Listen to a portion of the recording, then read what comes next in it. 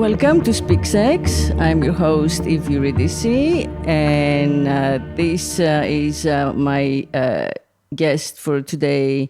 He's a sex freedom coach and practitioner.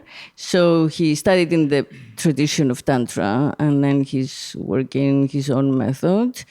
Justin Gottlieb, Hi. welcome. Thank you. Thank you for listening. Thank you for trusting me as your sex whisperer here in the internet universe. We did something different today. We actually had a Yoni session and want to talk about it right after. So we wanted to speak from that energy, and also, since I was able to receive, find the language to share how it felt. The greatest difference, which is extremely telling, was that we don't know each other. We have not met. We met once for a podcast in the company of people. That's it, right? So one, including myself, one, as humans, we kind of associate having any sort of like intimate contact and touch with desire, right? So we assume that in order for this to happen, we have to meet and we have to go through the entire, drama. Getting to know you. Of seduction. It's not really so much getting to know, because we tell each other our, favorite version of ourselves. We sell each other, right, to each other. And we try half intuitively, right? So like our animal or intuitive self is trying to figure out if like there will be a chemical connection, or if like, in the most like animal way, if like that sperm and my egg will make the fittest human, right, that I can produce. But at the same time, all kinds of like much more contemporary cues, right, to fit into like the areas that we think must be, filled for us to be with someone intimately. So, and even when you go to a sexual party where you don't know people, or even if you, go to a bar and get drunk and like have a one-night stand, which I don't do, and I definitely don't believe in non-intoxicated sex. But even if you do that, that seduction still takes place, right? You stare in each other's eyes a certain way. You convey a message, I want you, just you, only you, no one else, right? I must be with you, and it can't be anyone else. And it's that feeling that we've associated with love and romance and vows, that we harvest for our sexual openness and our sexual energy exchange, right? So if I don't feel chosen, and if I don't feel, like somehow in that magic of the moment, even if we both know it's just for the moment, we're telling each other this is irresistible. I can't resist it. I have to be with you.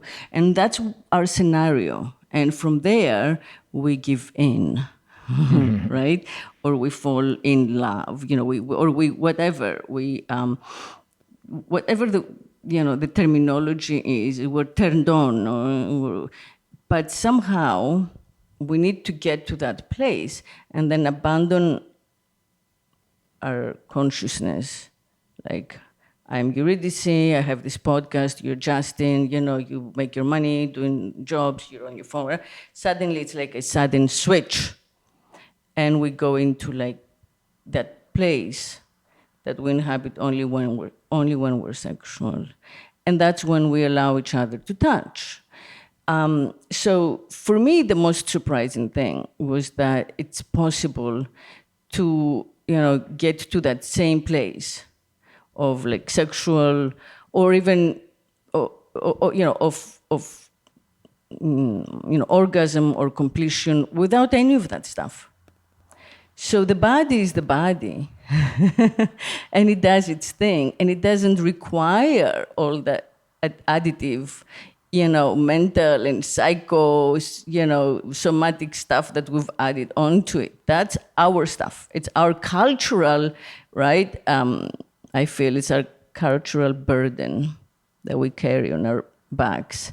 And it's also our social conditioning. It's the language we've been taught to use and the stories we are told that we believe in, that we've convinced ourselves of. But the fact that this can happen, that we can just meet like that and find, that same exact physical place without the, emotional requirement, right, is revelatory to me. Absolutely. And it's a great point because there is a difference between love emotion and love energy. And what I exchange in a Tantra session is love energy. And it's not a love emotion. It's not the client's going to fall in love with me or want to date me or anything to that realm. It's we're here to exchange and share in this energetic healing experience. So the context is different, but it is a hurdle for a lot of my clients to get over of like, well, I'm so used to only people that I've vetted in a romantic sexual way being able to touch me or be with me in that intimate experience. So it is certainly a hurdle, but there's a different dance when it comes to receiving a Tantra massage. And there's still hurdles that are put out there, right? So energetically, your practitioner, in this case me, you have to feel safe with, right? You want to feel comfortable. You are likely vetting to make sure that they're legitimate, that they've done trainings, that they have experience doing these sessions.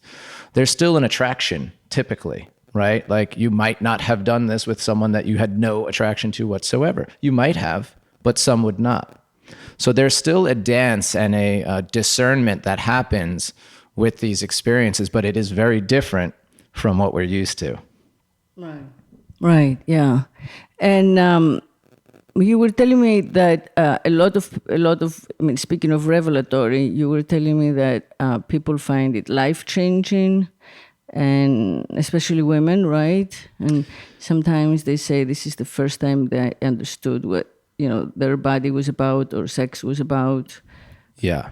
So every session's completely different, and I have no idea what's going to happen in any given session. Some sessions are massive emotional releases where trauma from childhood abuse comes up and it's able to release, and the person feels lighter than they've ever felt in their lives. So it's cathartic. And they cry. And they cry, they scream. I mean, it can be extremely intense. Wow. And in those experiences, I'm there to hold space and be present and ground them. Mm-hmm. And in other experiences... So that's when,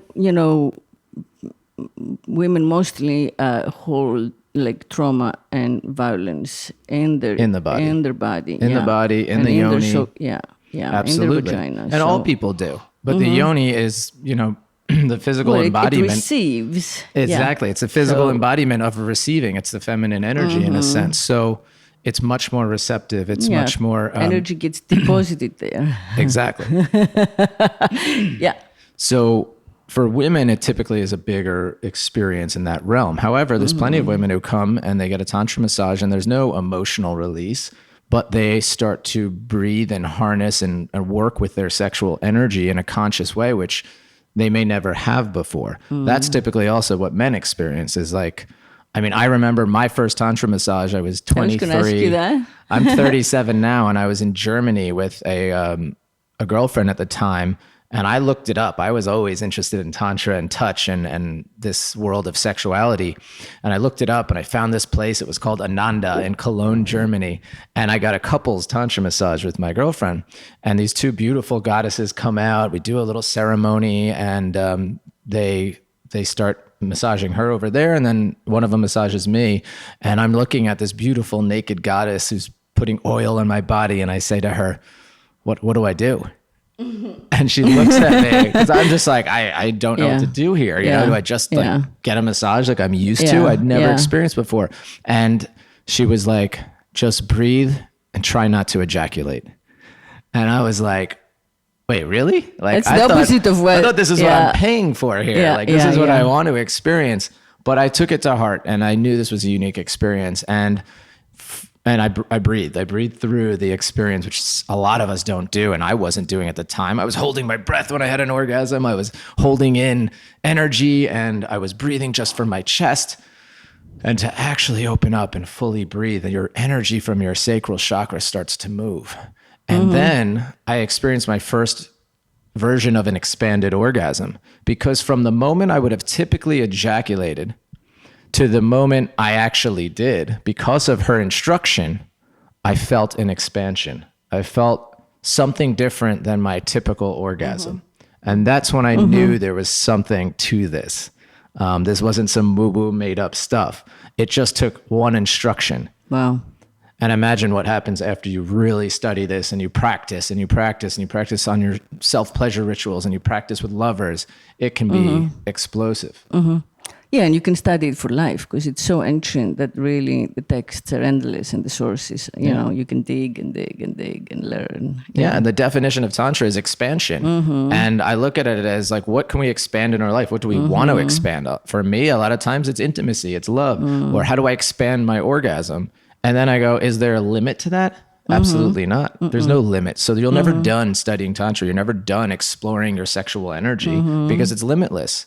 And something important to note is that our sexual energy is the energy that creates consciousness. It creates another human being, right? It also creates our orgasm. Our ultimate magic. I mean, we all talk about magic and manifesting and conjuring, but like the one that's undeniable, that, you know, it's not even like believing in a certain God or believing in, you know, science. It's just undeniable is that we have that magic. But in the Western world, we're really taught about the scientific, the biological, physiological aspect of it. So it kind of strips us of the whole point of like thinking about like, wait a second, I'm just having sex with someone. Nothing else is really going on. And then magically a baby and consciousness starts to grow. Yeah. Like, holy crap. Yeah. So that's one of the reasons I got into Tantra. I'm like, there's no energy that's more powerful than our sexual energy. And then I looked at, well, where do we actually get to work with our sexual energy? And it's like, everything seems to shun it or make a good or bad argument out of sexual energy or masturbation or, you know, marriage, sex before marriage, whatever it is. There's all these things that are like, there's so much judgment. Judging it, right? And Tantra is the one discipline that says, accept all within you, everything. It's not good or bad. It's just simply it is. Anger is there and greed is there and your sex is there.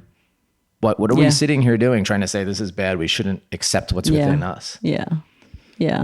When I was in India and I studied Tantra, not sexual Tantra, but, you know, Tantric yoga, the way that I best understood it, which sometimes serves humanity and sometimes it doesn't, but it serves the individual always, is that you breathe yourself and kind of like make yourself so present and conscious that you're always in harmony with your environment, no matter what. So that in a sense, you know, when you are about to take a walk with your dog on the beach and it starts to rain, you're so in tune that you've just wished for rain like a second before the weather changes and you get rained on, right? So you're never unhappy, you're never at odds, you're never angry, because that's exactly where you want to be. I mean, it's easier said than done, you know, and those gurus, that's all they do their whole life.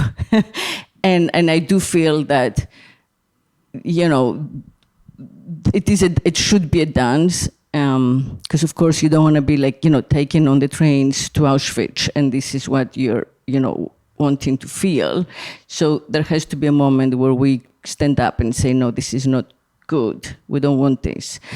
But knowing that, you know, takes that wisdom, takes that presence, instead of kind of like flailing about and saying, no, or my way, or give me, or, you know, whatever. So that kind of like elevating one's consciousness is the expansion. You grow so wide that in the, you know, ultimate eventuality of enlightenment, you have space for everything. You know, death. bloodshed, whatever. Yeah. But you and I, hopefully, don't need to get there, at least not anytime soon. We can stay with this conversation. And, the other thing that I felt that was very different and interesting in the process of change was that I was wondering what you were thinking, right, and what you were feeling.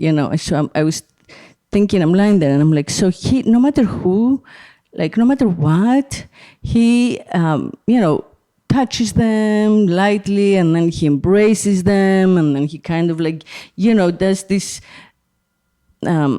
Some of the language of lovemaking, right, of the tactile, right, and whispers in their ear, and I just thought that's so wild, like,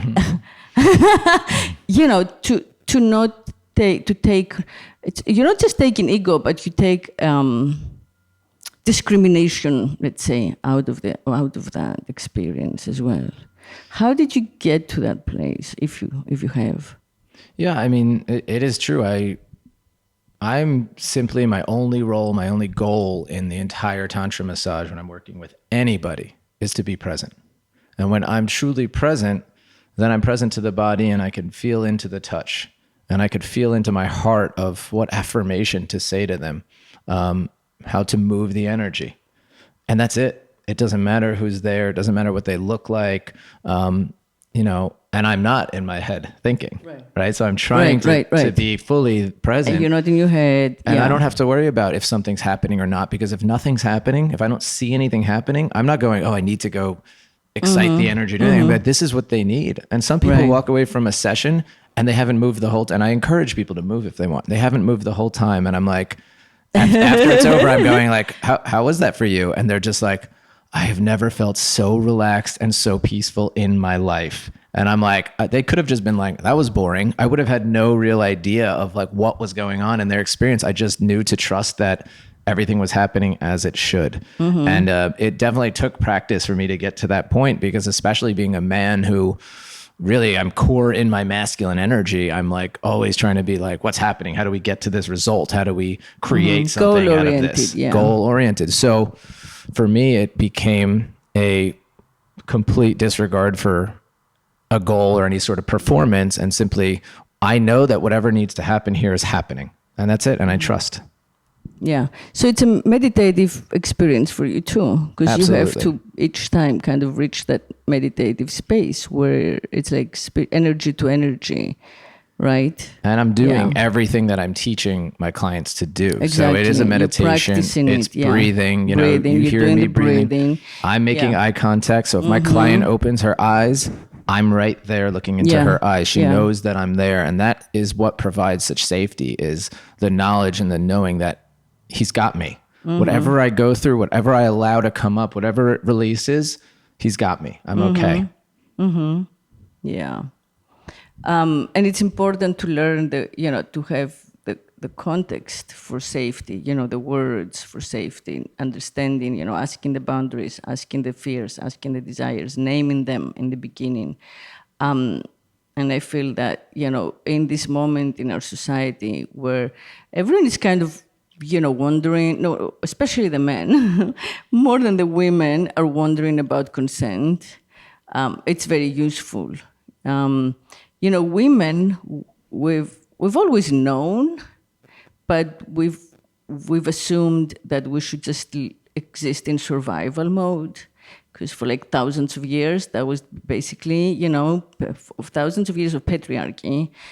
So basically the extent of like written history, more or less, we felt that so long as like I come out of this alive and in one piece, I'm good to go, and then if I have kids, I and my kids come out of this in one piece, and so what the effect of that is that it created a distance between the sense of the self in the woman and her body, and the female body, she grew further and further apart from it, so that we call it, we don't call it me, so that she could keep her sanity or her faith or her whatever it is that her culture had taught her, she was, no matter what happened to the body. So, and I feel that dichotomy has always been much more powerful for women than men, because men, by means of being expected to kind of like take over the woman and look after, support the young, and fight off, an established territory, and defend what's theirs, we're a little more integrated, in the sense of like me and my body. Like this, that's why we say like men think with their second head sometimes about their, their dick, which we don't say much about the women, because it does, there is a bigger kind of split between, self and body for the woman for that reason. But here we are, and it's the 21st century, and we've already had like 3 waves of feminism, and now we're in the moment of consent.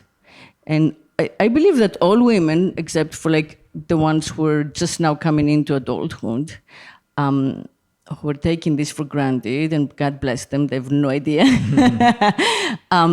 But everyone else is doing a reboot, It's like you have a new software and you're updating and you're realizing, you go back and you're realizing, oh, there's like a handful of times or a dozen of times or who knows, 50 times, I don't know, that I didn't want to be there, but I did it because it was easier to just let it happen to me and, get through it and be done than speak up and make a scene or scream or look for help, and who would believe me? And, especially in situations where one knows one another, which literally there was no name for until recently. And they were not considered a crime, or husband and wife, Right. which, even now, the vast majority of the world assumes that if you're married, the husband can do whatever to the body of the wife. So yeah, I feel that, the tantric wisdom and the tantric, let's say, learning is one of the portals that lets us into this new, more evolved world, because we can learn how to speak about consent in the context of our own personal, like romantic in life, and translate that into safety for both. So the men who, as I started off saying, now feel a little confused. They feel a little on the spot. They feel like unless they're married to the woman or have somehow like bought her consent, they could always be doubted or, second guessed or, So there is a little growing sense of paranoia, which I don't think is warranted. But finding that language and finding that space in them, for men, where they can have the same experiences with the same women that they would anyway, through whatever, the dating apps or, however they meet them, but just using a different terminology, the terminology of consent, they would be much safer. Yeah, and this is why Tantra is so old yet so ahead of its time. Right. We've been talking, and I mean, it was probably the first place where like boundaries and consent, maybe it wasn't called consent exactly, but that was a part of this permission, and it's voicing your desires. For many years in Red Tantra, which is the sexual side of Tantra, which I'll say is only a small sliver of Tantra, so you can practice Tantra just like, doing yoga, meditation, breath work, white Tantra. So in the world of Red Tantra, when you're working it's with such an intimate experience in a conscious way, permission and boundaries and consent and all of that has been there. And now it's coming up as something really important. And now I go to, Tantra festivals and different Tantra workshops. And now there's the Wheel of Consent by Betty Martin. And there's so many different ways to go really deep into consent. And it's such a beautiful place to practice in. And then What's the Wheel of Consent? The Wheel of Consent is, this could be a 3-hour talk, but it's basically something Betty Martin created. And it's a wheel. And it basically says that there's the doing and then there's the gift, right? So it's the receiver, the receiving, and the action. And it's not in the action or who's receiving the gift or giving the gift that actually can be the problem, right? It's when consent is taken out. So if you're outside of consent, that's when we get into our problem. So it's not an action and it's not who's receiving or giving, but being clear on what role you're in is super important to start to understand, has consent left a situation? So there's tons of videos and research on it that you can take a look at, but it's an amazing piece of work that's huge in the Tantra world. And that's going to eventually come into regular modern day society.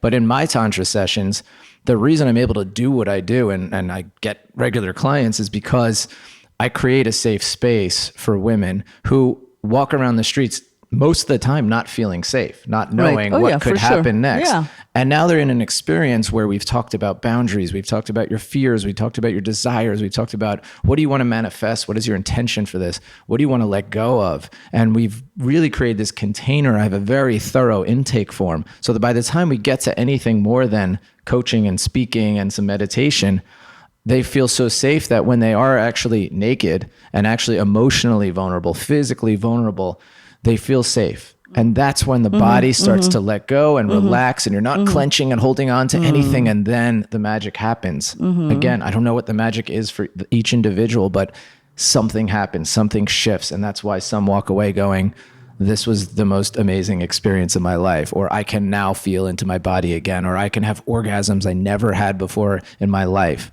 And we were talking about this. I mean, a lot of women just like, they've written off like, oh, I only have clitoral orgasms. Right. Or I could never squirt. That's for those women in porn or whatever it is. And they say that, and they've cut off a possibility because of their own mindset or their own trauma.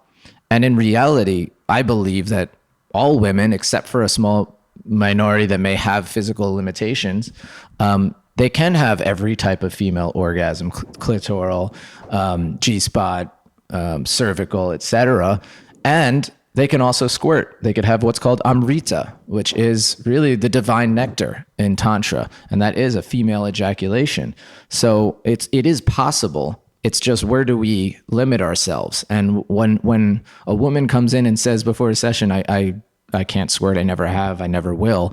And then in a 2-hour session or 3-hour session, she has that experience. It's not about having that amrita, that female ejaculation. It's about, she realizes and sees a physical manifestation of something she's limited herself so deeply that it was just not a possibility, and it happens. And then the light bulb goes off and it goes, wow, what about all those other areas in my life that I said I couldn't do that, or there's no way, or it's impossible? And suddenly it all opens up. Yeah. And for myself, I really feel, I mean, that's like the purpose for this podcast. I really feel that the reset for humanity, which is kind of is overdue right now because of climate emergency and many other things, but I feel the reset is in the sexual exchange. Because if we can turn around the dominant, the prevalent, the so-called normal sexual exchange, turn it around, I think everything else will turn and find its rightness. It find its place, meaning all the laws and the social codes and the morals that we've been taught, which are really habits, and we can just as easily unlearn them if we agree that like everybody else is doing it and we're not outliers and the pervs or the weirdos or whatever. I think everything else would catch up if the exchange between men and women at its most basic and primal is turned around, so that it's not the man who must conquer and get satisfied and leave, right? It's not, the female body is not the receptacle, but the female body is the giver. So for the woman to ejaculate, or, it's a physical manifestation of that equality, of the sameness. And fortunately, we have reached a place in history where, miraculously, I'm going to say, most men care about pleasing the woman, which again is super recent. So we got to hold on to it and not take it for granted because, history is long and this is super recent. But, with that as a starting point, men now do find pride in, having their partner come, giving their women an orgasm. So sadly, women will fake an orgasm just to get it over with, but that's because the man doesn't try the right way, and the man doesn't try because he doesn't know what the fuck's going on, because nobody's talking about it, because it's all forbidden, because for whatever reason, we came up with gods who regulate our sex lives. And it wasn't me and you, or even like your dad or my dad, or, it wasn't, but like, and I'm changing the subject for a second, but like, I want to come back to that one-on-one. But, take Tantra. Now that's a nation of millions, right? And in their ancient religions, it didn't occur to them that any of their countless gods would like have rules and regulations as to how they were in bed, procreating as man and woman. They had rules about crazy stuff: who's clean, who's unclean, this, that, like all kinds of stuff. Eat the cow, don't eat the cow. Vegetarian, don't kill a fly. Like, so there were all kinds of stuff. But same thing with the ancient Greeks. They came up with all this. They basically invented Western civilization. Poetry, philosophy, drama, go down the list. Medicine. Their gods were like undying versions of themselves. The gods like lived on nectar, not food, right? But then when it came to sex, the gods got turned on, and the gods like, raped and, fucked each other and fell in love, and it didn't occur to them to have the gods regulate what type of like physical exchange is good or bad. So again, if we were able to come out of the social conditioning and look at it rationally and logically, it just doesn't make sense. And if we understand that it's nonsense, just that bit, we can hold on to any faith.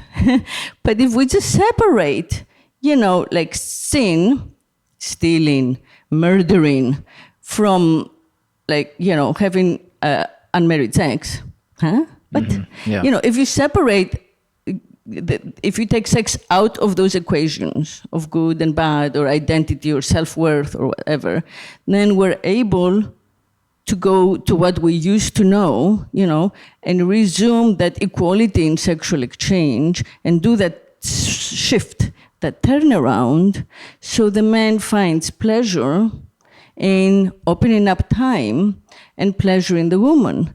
And I feel that, Tantra is one of many portals, but it's definitely a simple exercise for the average guy out there to practice, to kind of make that into a new habit, because our brains are formed by what we happen to do the most. And if we change what we do, then our way of thinking about it changes too. It comes, our thoughts, our memories come second.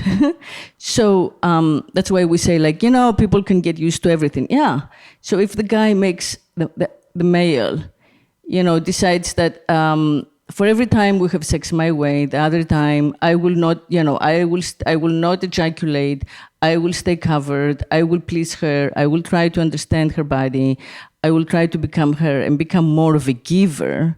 I really think that the men would enjoy it more, as well. Yeah, absolutely. And I think that, what I teach, and when I teach men Tantra, is really going from an unconscious sexual relationship with yourself to a conscious one. Most men were not taught how to be conscious, how to please a woman, how to do any of these things. So they've just taken in kind of by osmosis from pornography and media and things they've heard from other people, that they just kind of are like, okay, this is what I got to do. I got to please her. I got to do this technique, and I hope that she has an orgasm or something to that extent. Where Tantra teaches just to be present, to connect, to be slow, and not miss these moments that happen when you start to get into your head and reach some sort of goal. So a lot of men come to me, they want to become better lovers. And this is the kind of stuff that I teach. But also a lot of men are so in their heads that they have erectile dysfunction or premature ejaculation. So to come back again and bring consciousness to it, why do you have that? Typically, it's just a mindset shift that is all it needs to take. So a lot of men come to me for coaching for erectile dysfunction. 2 weeks into our coaching, that's not even an issue anymore. And now we're diving deep into Tantra, how to be a conscious dater, how to be conscious with your self-pleasure rituals. I have them eradicate porn for at least a week, if not 2 weeks, just to see what that cleanse does. We're doing all these juice cleanses and diet cleanses, but what about cleansing from our sexual energy? where we're polluting it on a regular basis, and having that be clean and then start from that space. So there's a lot to work with. So when what's it comes what's the basic, treatment for the erectile dysfunction or what was the other one? Premature ejaculation. Premature, yeah. So my belief in all of this, and I would say Tantra too, is that people are not being present. So when you're having erectile dysfunction, typically you're in your head and you're trying to make something happen. So you've created a goal. It's the goal again. You've created a goal. Also, I go to sex parties, and that's a big part of my Tantra world now, is like talking to people about being open and going to those things. So a lot of guys are talking about, what goes on at those parties. Like, oh, how do I, I'm going to get hard in front of all these people. And like, that's it. It's in front of all these people. You've now set something that you have to get hard. But the problem also comes with, women who are also kind of bought into that mentality. And a woman could just hold her hand on a man's soft lingam and be there with him and look into his eyes. She can put some oil on it and just play with it without a goal of it getting hard, but instead just to be there with him and know that it's okay to be soft. There's plenty of fun things you can do with a soft on. Oh, yeah. And when you enter that space together of you're fine exactly as you are, you've entered Tantra. We're accepting you as you are. If your penis isn't getting hard right now, it's not meant to. I was a demo model for a Tantra massage in front of 35 people. And it was a beautiful goddess. She's very well-renowned tantrika. And she's doing this in front of all these people. And I'm there and I'm not getting hard. And I'm going, oh my God. The first thought was to go back to my old self. It's like, I need to get harder. What am I doing? I start going in my mind to think of, all these different fantasies and stuff. And then I go, wait a second. Let me be Tantra. Let me go back to everything I've learned. And of course, I just came back into my body. And all of a sudden, tears started streaming down my eyes like I've never felt. It wasn't like the cry that you typically see. It was just tears streaming. And I realized that was what my body needed in that moment. It was an emotional, I had been so hard on myself for so long. And these tears came out and it wasn't meant to happen down there. The releases come from your eyes sometimes. Right. Your tears can come from your yoni sometimes. So for me, it wasn't about sexual energy right then, but I was able to hone in on that and be with that and then have an experience that was magical. That's great. Yeah. Thank you for sharing that. That's so important. I feel that we, have for a while kind of put all the emphasis on the hardon, the erect phallus. The bigger, the better, which like in practical terms, I can say now is not true. Because like when it's big, it hurts. It hurts. Like when it's really big, it doesn't fit everywhere. I am trying to liberate, like, we're not shaming, but I'm just saying that it's a strange myth, where women, will continue to like rate penises by size. And it's crazy. Like what, yes, what you do with it is more important. But anyway, there is no rating, like rating is creepy, there are no standards. So when you use inches, that becomes a stupid and meaningless standard. I don't believe in numbers because I was like, why are you introducing numbers in this? But we should, I should speak of that too. But yeah, I feel that, what you did is you opened up time. The expansion was the expansion of time. In the massage. In the massage, right. So in that experience, you took longer than is familiar, right? Right, you almost feel strange. After a while, right, you pass through a threshold and you realize this is not what I thought, I'm giving up. Nothing's going on here. I might as well give up, right? And it's in that place. It's after you lose expectation because you realize it's something other that you can do the shift. So, delaying sexual gratification for both, is a great gift. Yeah. And instead of rushing and hearing it, Yeah, I'm so glad you bring that up because that's what happens in a lot of sessions is I and other Tantra practitioners, that you work really slow. You're warming up the body. You're moving, especially if you're working on a woman, you're moving this sexual energy actually out from the outside in towards the yoni. That's what generally a feminine core energy person wants, or anyone who's in their feminine energy in a sexual situation, is they don't want you to just go grab their yoni. They don't want you to come move right in. What they want is that caresses on the neck, massaging the inner thigh, and take as much time as you want, to the point that the yoni is begging for you to touch it, begging for you to come in.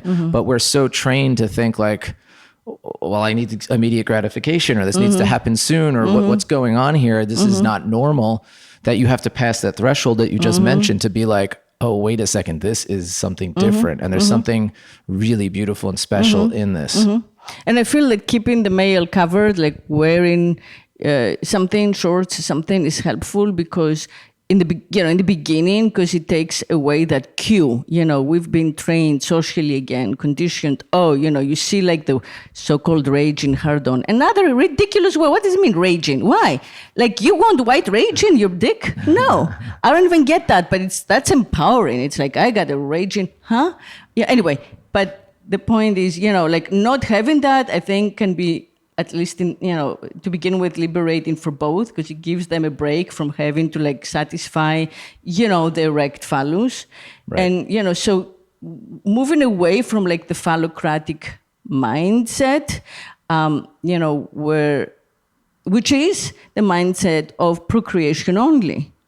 That's where it starts. When our God says you should only have, the God that we came up with tells us that we should only have sex to make babies, and then we slowly, right, through like decades and then centuries and then millennia, DNA after DNA, tell our little body cells, right, brain cells, that that's what we're doing. Sex is for that to like, be inside me and come, and then we're done. That's what we are taught. We have been taught it for so long, but it goes against our nature. We wouldn't be able to have orgasms as women. We wouldn't be able to have 7 different orgasms, from the clitoral, which is outside and doesn't need the phallus at all, to like the ejaculation, which is exactly like what the male does.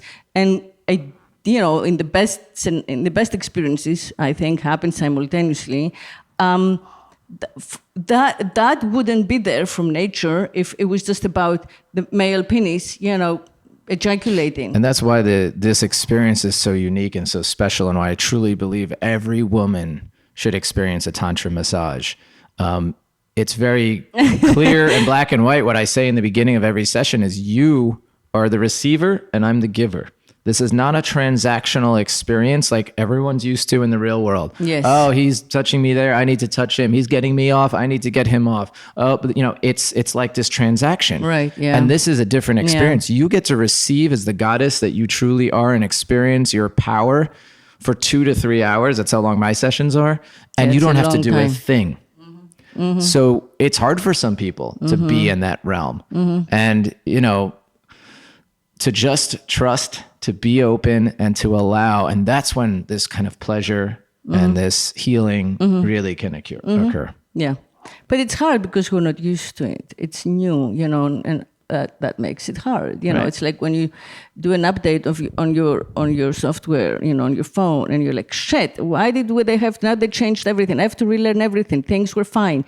It's just hard because we're not used to it. But I think with like a few tries, it's no longer hard. This is why I say Tantra has the worst marketing department in the history of the world. It is a 5,000-year-old tradition that we're like just trying to teach people about. Like, somehow it hasn't caught on that like this is how we could be with our sexual energy. That like this is around. I mean, I haven't been alive that long, but it's been around. But look what we're doing. We're untraining everything we've actually learned throughout time and bringing in this thing. Not that it's new, that it's 5,000 years old, because it's been repressed and pushed away, and basically slighted because whatever. I don't know. When I look at all like religions, and why would you say that like sex is bad, or that the you shouldn't Hindu masturbate? religion doesn't have this problem. I mean, at least not until recently, when certain. Anyway, we're not going to get into. But the point is what would be the reason that anyone would be like, you should cut off your sexual energy, or don't masturbate, or don't have sex till you're married? To me, if what I said is true, which I believe it is that the sexual creative energy is the most powerful energy in the world. Well, if you want to control the masses, if you want people to be dulled down, cut off their sexual energy. Right, yeah. I guess, yeah. I mean, there's lots more, but that they've done to the masses. But yeah. Yeah, that's just one theory of this, and this is why I went into Tantra. And I'm Jewish. I was raised Jewish. I was bar mitzvahed. I have nothing wrong with the Jewish religion. In fact, there wasn't really much sexual shaming or anything about sexuality in Jewish religion. So I was lucky in that sense. But when Reformed Jewish religion, no, there isn't. Yeah, exactly. That's what I was, conservative reform. But in the end, it's like, well, why would I not choose Tantra? Tantra actually like has me embrace something that I always knew was very strong in me, which was an openness and a freedom in sexuality. But also Tantra, like many of those more ancient religions, like the ancient Greek religion, like Wicca, like many of like the, pre-patriarchy religions, they don't punish you or limit you into worshiping one type only. There isn't this idea of heresy, right? You're not you're not shunned or excommunicated because you paid attention to like another god by another name. They're much more inclusive. So like you can worship them and then you can also worship something else at the same time equally. And that's fine. So that's part of also, what we're opening up. The expansion can be also in the religious sense, like we can follow the religious habits of our, forebears and ancestors and just open up enough to let other, religious teachings in as well without it's acceptance, giving one up or betraying something. Right. Yeah. It's acceptance. And so honestly, this exclusivity, which starts, in the religion, then goes all the way to like marriage. I will talk about that. Go ahead. It goes into everything else. But I mean, Tantra, if you wanted to boil it down in really simple terms, could be called acceptance. It could be called love. That could be it. That's really what Tantra is. To me, it's also freedom. So that to me is the discipline, the way of life that I choose. And I absolutely love it. And I think that if more people kind of embraced it, the problem is it's just difficult to get past the idea of like, oh, this is out there, or this isn't for me, well, or I also, couldn't be there. We've had this conversation, but another problem is that it should be free. I think all of these things should be free, but that's, me. I think just give it to the people and they'll take it. You give them things free, they'll take them.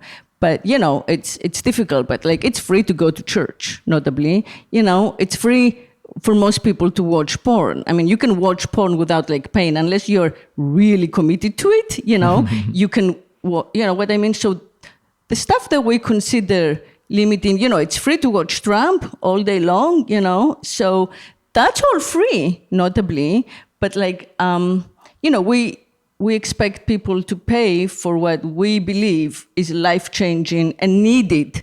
So I do have a little issue with that. I do feel that money corrupts. And it's, again, a difficult, path to tread because we need to live and we need to, homes and So I understand that.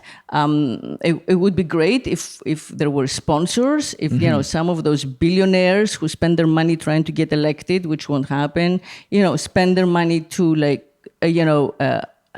support teachers and freedom givers and life changers. Sexual freedom coach. Right, sexual freedom coach and all the other type of coaches that are out there.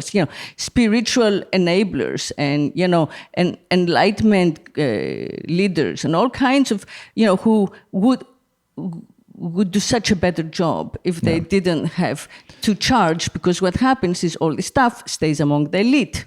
So yes, the rich take can like sample everything, and then I'm sorry, I have to finish this point. Yeah, no, go ahead. Yeah, the rich sample all this stuff, learn what they can or want, or can from it, and then what they do is they turn it into their own empty, hollowed out version of like mass culture.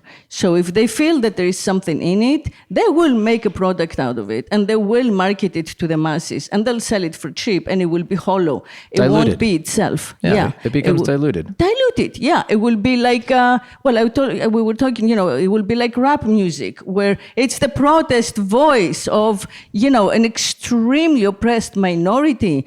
And now it's like pussy money weed, I'm gonna make more money and get like bigger gold chain so I can fuck more girls. I'm sure not in a tantric way. I don't think they talk about Tantra in a lot of rap songs. But That'd like be nice. to actually have one-on-one, right? To say, okay, I'm gonna use like however many $1 billion Bloomberg is spending, or the other one, or any one of them, on politics to get their will, obeyed. If they would use those millions and say, I'm gonna hire an army of like 50,000, 100,000 coaches, Healers and coaches. and send them out so they can work one-on-one with people. I had an That would be idea. extraordinary. I had an idea for a company like that. I haven't been able to follow through with it. So if anyone out there knows anyone or wants to take this idea, or hit me up. I'll help you with it. But basically a platform where the philanthropists of the world and people that want to donate, and they're already donating to charities and things like that, where the money goes all different ways in different places, can actually donate direct to healers. Because Right, I always think yeah. about it. If someone just like donated $100,000 and to them, and that would be nothing to Nothing, me, right. I could charge nothing for my sessions and do exactly what you said. Exactly, I don't need that exactly. much to live. I'm not trying to No, make zillions of no, dollars. no. I love what I do. Yeah, but that's I do need the to irony live. of it. Right. People like us don't need that much. But like we're not in it to compete, with other people. From that instinct that makes someone rich, Right. we But just don't have that. Well, we've also simplified our lives. Like I went from Mm-hmm. having a lot of money and living that kind of high life to leaving that behind because I wanted to do something more fulfilling and purposeful. But I never blame the rich. I never blame business No, we people or don't. the No, we government love because business. Well, it's our responsibility. I don't know if I live love from all a the place rich, but of I love, yeah. I live from a place of responsibility. If I want to make a shift, then I get to go create the abundance in my life. And in the sessions that I do, sometimes that's what we address. The root chakra is where you will have issues. If you have issues around money, if you have issues around scarcity, insecurity, all of that is there. So to address it within ourselves and be responsible for what we're creating in the world, to me, is the most powerful place to come from. I could sit here and blame everybody else in the world for whatever No, we're issues not blaming they have. anyone. We love everyone, but I do what I spoke of critically is the commercialization of practices Yeah. that have been age old, ancient, and mostly spiritual, right? So then my question is, how do we that's create all that? I said. That's all I said. That Right. spiritual enrichment and learning should be free the way it is in the established religions. Right. The same way that you can go to Bible class or, Jewish reform. I would or argue the that. yeshiva It's or not whatever. free. Or the madrasas or Hebrew whatever. school is expensive. No, not private school. The spiritual school. They're free. If you want to go to the high holidays at a temple, at any place, it's expensive for those You're tickets. funny. Trust me. Yeah, they pass around the thing, but you don't have to give. I mean, Yeah. But yeah, I get what you're saying. And if there was a way to not dilute it and have it go to the masses, then I'm all for that. I would love it. I Right. mean, I Yeah. look what happened to yoga. I mean, Right, exactly. yoga went from like a very deeply Esoteric, spiritual right. experience and Right. to everybody running around in their expensive Lululemon clothes, which are great. I love Lululemon, but like, what is it now? Yeah, And there for some isn't people enough it is time. deep. Yeah, exactly. Yeah, and that's what I wanted to say when you spoke of manifesting, which I'm all for, right? And like what was that called? The Secret. That book, The Secret. There's like a whole industry of books talking about this. That we can like adjust our expectations, we can adjust our thoughts, visualize what we want and make it happen. And I do agree with with the idea behind it, with the concept behind it. But again, it's something that takes a lot of practice, meditation, inner focus. It takes the same work that like doing Tantra. It's the shift. It's a brain reset. It's not like, okay, I'm gonna have dinner and now I'm gonna visualize, what I want, or at the superficial level, it's not, for a hack of any kind, that can actually change your life, you need to take the time and do it and the repetition. So it always helps to have a guide. So to use the creative energy or the sexual energy to manifest creativity in your work, I think that's kind of self-evident to everyone. Like everyone would like to do that. Wow. Like imagine if I felt that, great and expansive when I worked or when I came up with stuff, or, how could I keep myself at that level of openness, longer?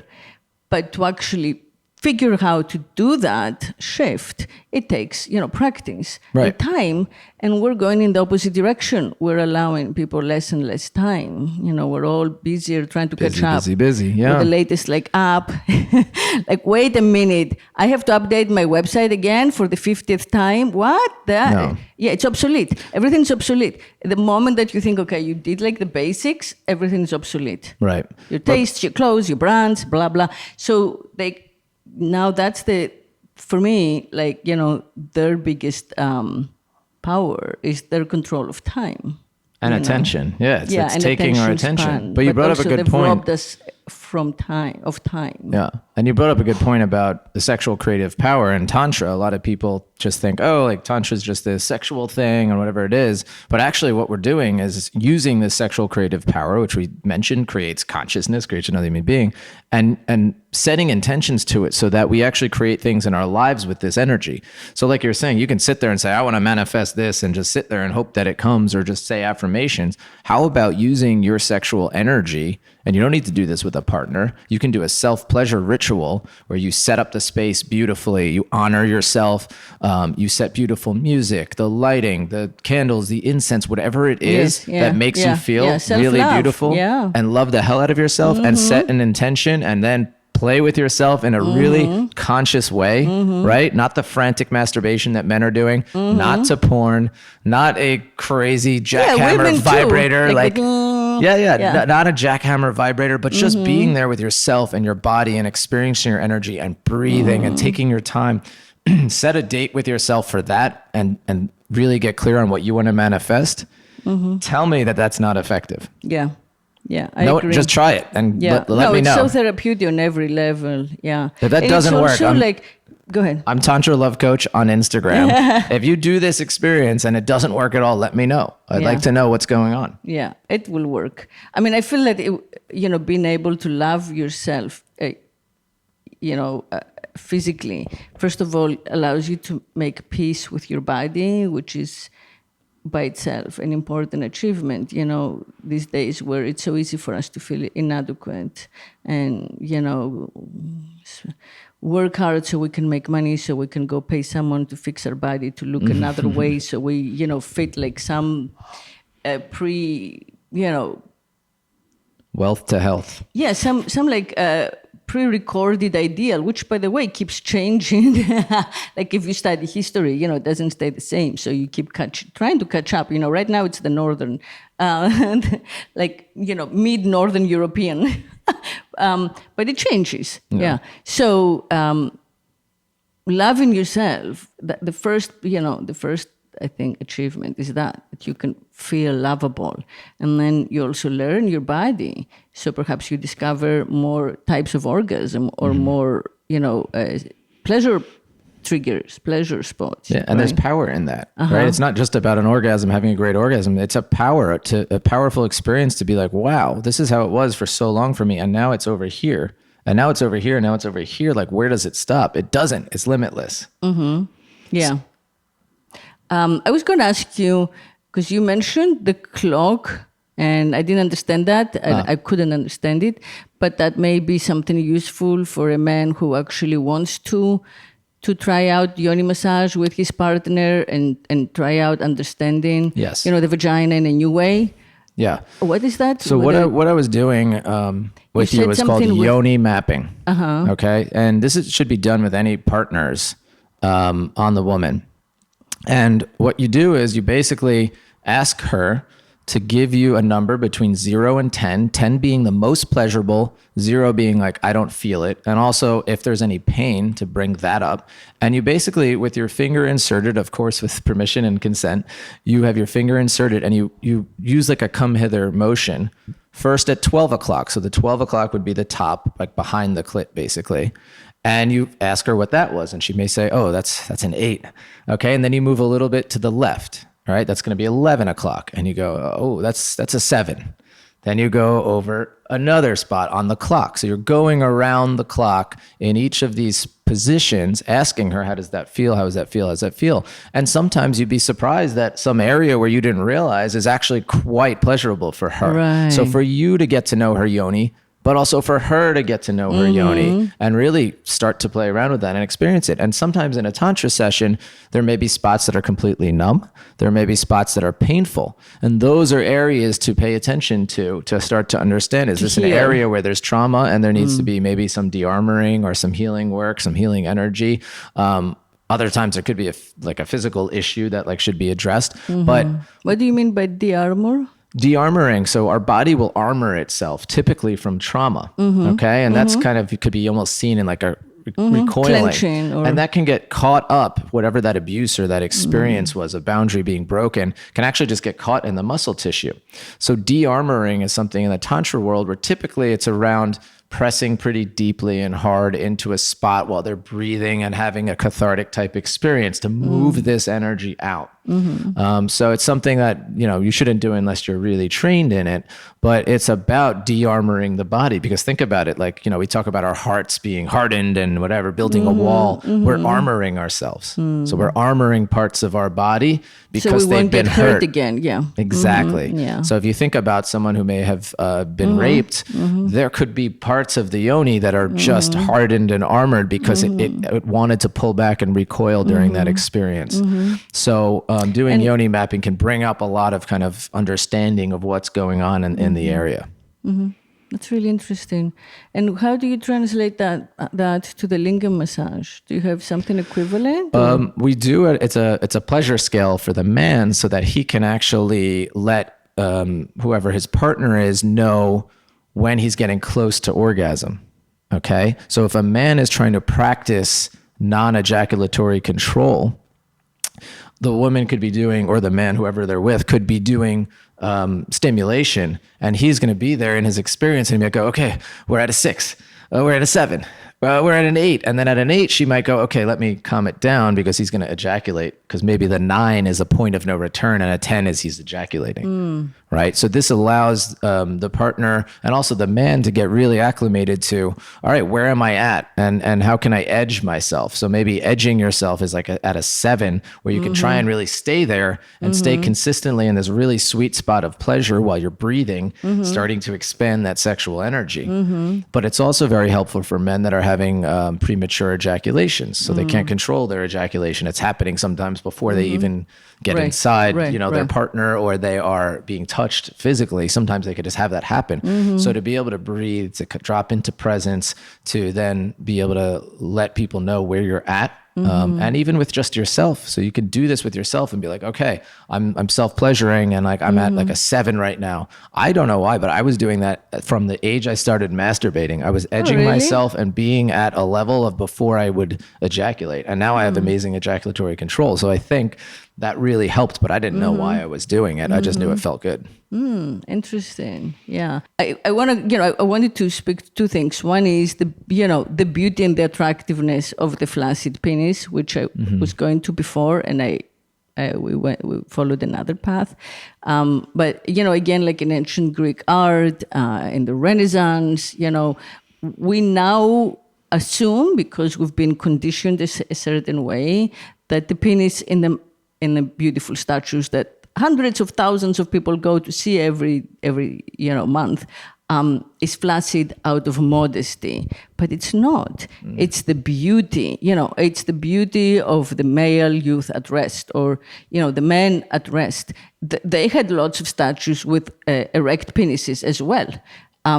It was just not considered beautiful, or at least, in an idealized way, because the erect penis kind of simply, signified like urge, a place of being, a kind of a usurping movement, right? So in order to find like that idealized feeling in front of beauty that makes you feel in awe and in peace at the same time, they would choose the flaccid penis. By that, I'm just I'm saying that to say that, judging it or feeling judged by it is, again, one of those nonsensical things.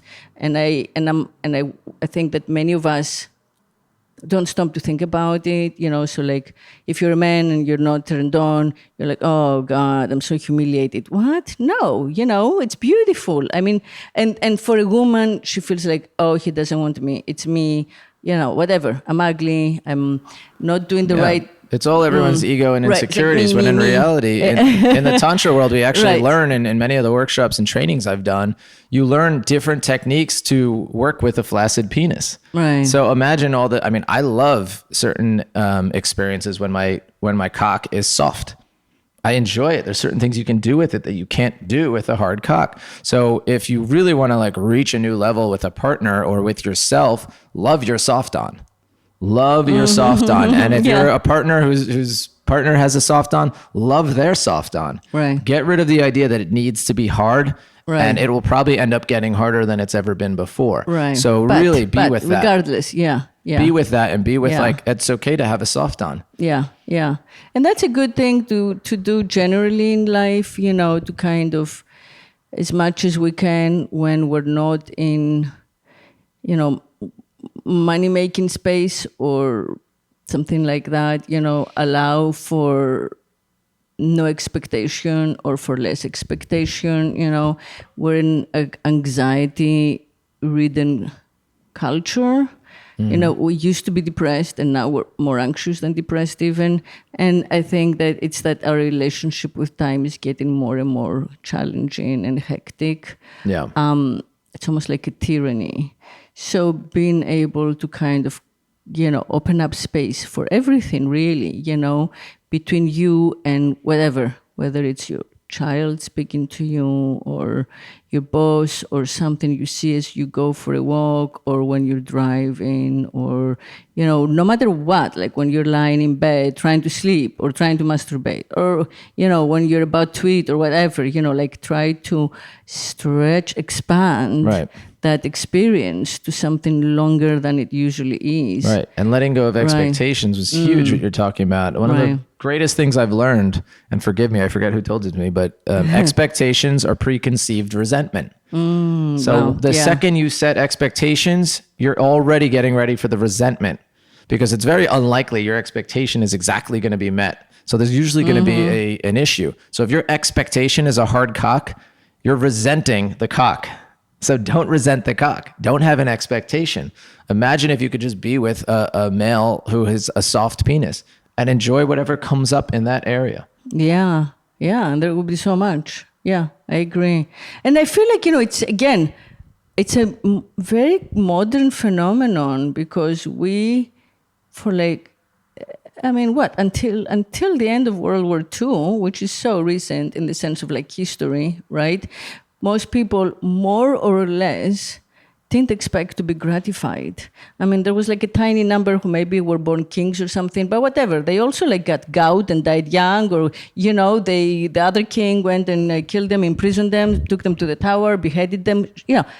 In general, like humans did not expect from life gratification. And I feel that this is a new thing that we're stuck in right now, where, especially with the invention of technology, we're just expecting that we're going to get high, we're going to get gratified, we're going to feel good, we're going to get the likes, we're going to get the approval, this sort of thing.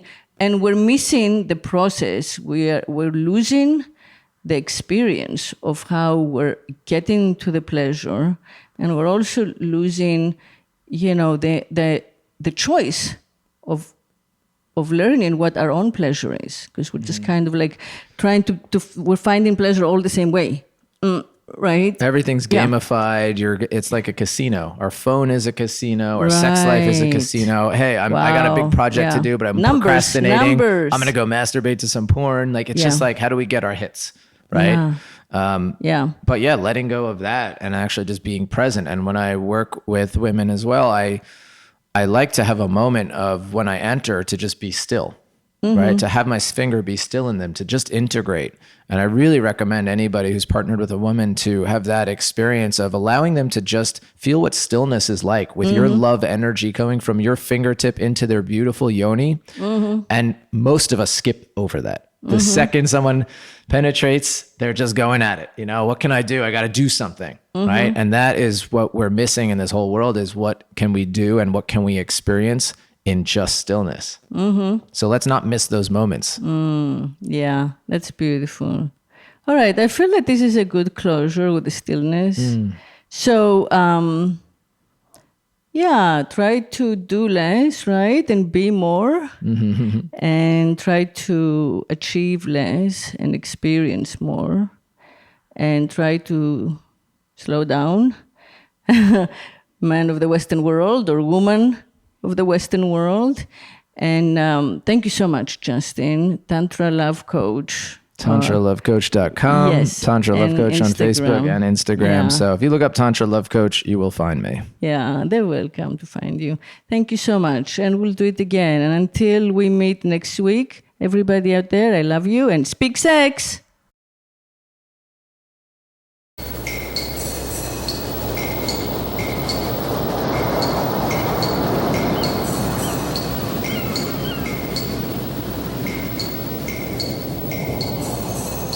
Death is a visual deceit, like a magic trick.